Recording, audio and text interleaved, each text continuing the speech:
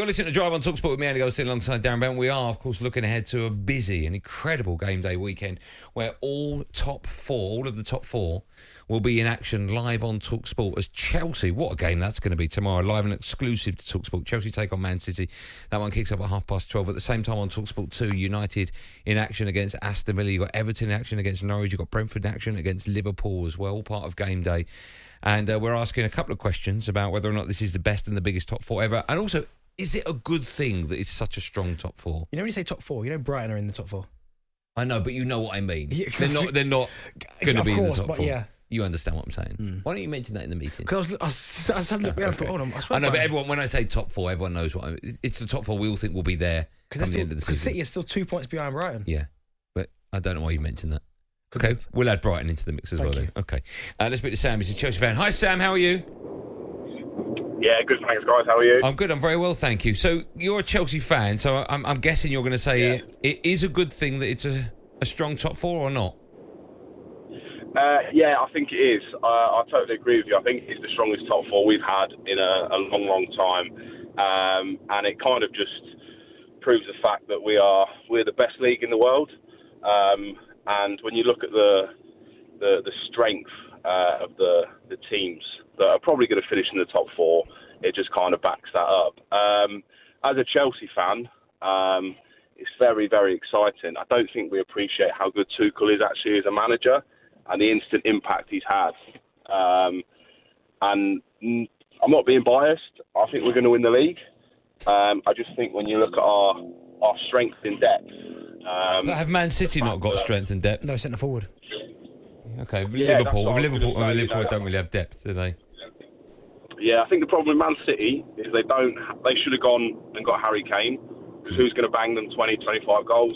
Liverpool, again, you can argue Van Dijk's like a new signing this season, but again, if one of the front three gets injured, they don't have much backup other than maybe Divock Origi, and again, he's not going to win you a league title.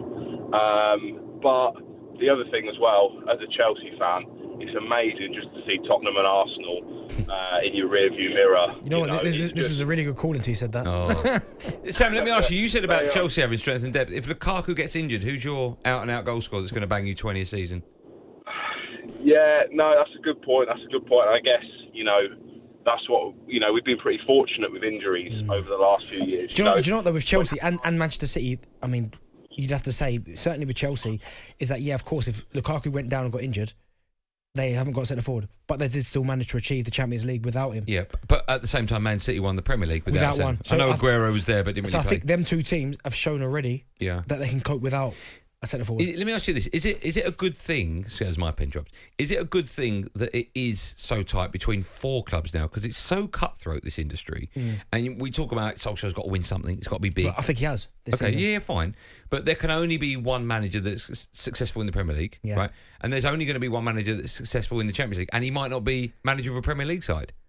So there's going to be three managers that are going to be incredibly disappointed in the Premier League.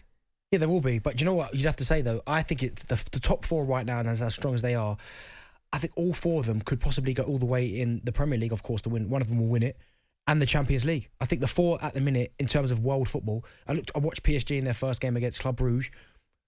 Yes, of course, they've got arguably the greatest player ever, but there's something missing. You've watched anyone who's watched kind of Paris Saint-Germain in the league, they haven't set the world light yet. Messi hasn't found his groove yet. So I think in terms of Real Madrid, Barcelona, they're both on a kind of a rebuild. Juventus have lost, obviously, Ronaldo.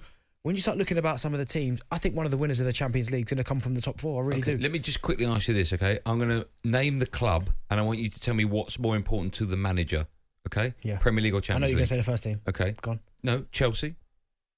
Premier League. Okay, Liverpool. Premier League. City. Champions League. And United. Anything.